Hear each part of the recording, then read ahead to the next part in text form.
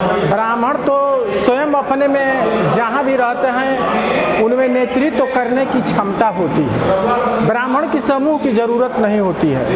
रही बात आज अखिल भारतीय ब्राह्मण महासभा जिला इकाई रोहतास के जिला अध्यक्ष डॉक्टर दिनेश शर्मा के अध्यक्षता में यह जो बैठक हुआ, जो सरकार है, सरकार की जो नाकामियाँ है, उस नाकामियाँ के विरोध में जनतंत्र में, प्रजातंत्र में सबका अधिकार होता है अपना विरोध प्रदर्शन करने का।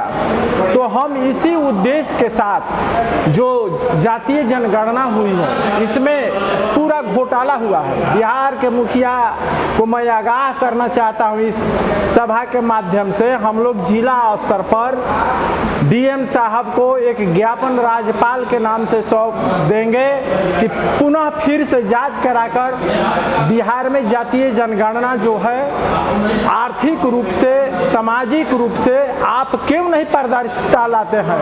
केवल अपने कुर्सी के लिए हिंदू जाति को विभिन्न वर्णों में बांट रहे हैं, ये कदापि बर्दाश्त नहीं करेगा। जब देश गुलाम था तो अत्याचार का शंखनाद ब्राह्मण ने ही बुगुल फूका था। आज इसी उद्देश्य के साथ बिहार में एक बार फिर बुगुल बजने जा रहा है। नीतीश कुमार होश में आ जाए।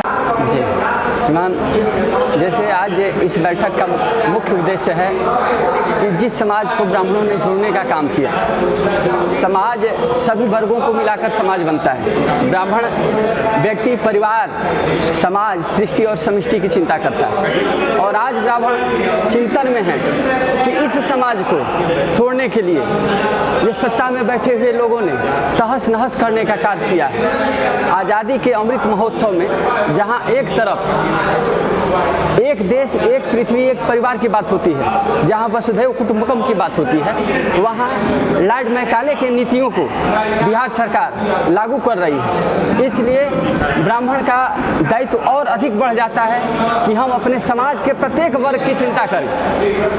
प्रत्येक वर्ग की चिंता के साथ साथ समाज को गरीबी से मुक्त दिलाने के लिए, गरीबी से मुक्त करने के लिए, गंदगी से मुक्त करने के लिए हम लोगों का आह्वान है। अब भारत जो है सोने का शेर बनेगा।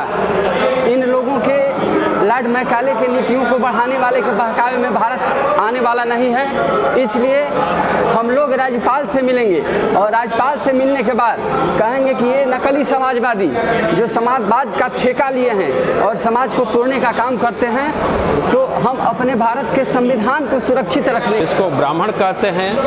वो क्या है, अपने अंदर में आत्म जागृति है। जीवन हम जो जीते हैं वो 3 स्तरों पे जीते हैं।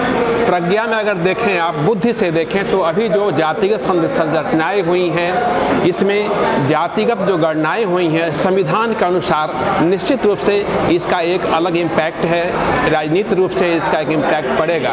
लेकिन जिसको हम ब्राह्मण होना कहते हैं, वो हमारी जातीय स्थिति से कभी भी वो उसमें कोई आपस में उसमें कोई भी एक भिन्नता होती है। जिसको ब्राह्मण होना कहते हैं वो हमारी बुद्धि से प्रज्ञा मंडल की ओर ले जाने की बात है। हमें ब्रह्मत्व ज़्यादा हो। इस जातिगत मतगणना से हमें तो एक लाभ अवश्य होगा कि हमारी कितनी उपस्थिति इस राज्य में है।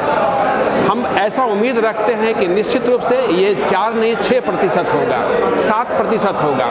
लोगों ने कहा है कि इस जनगणना के करने से हमारी जो उपस्थिति है वो कम हुई है। ब्राह्मणों के लिए ये कम या ज़्यादा, ये संख्या महत्वपूर्ण उतना ज़्यादा नहीं है जितना कि उनके अंदर में उनकी प्रज्ञा का जागरण है। क्योंकि जीवन का जो स्तर हमारा है वो 3 रूपों में होता है। एक आदि भौतिकी जो हमारी स्थिरता है, आदि दैविकी जहाँ हमारी निष्ठा है, और एक आध्यात्मिक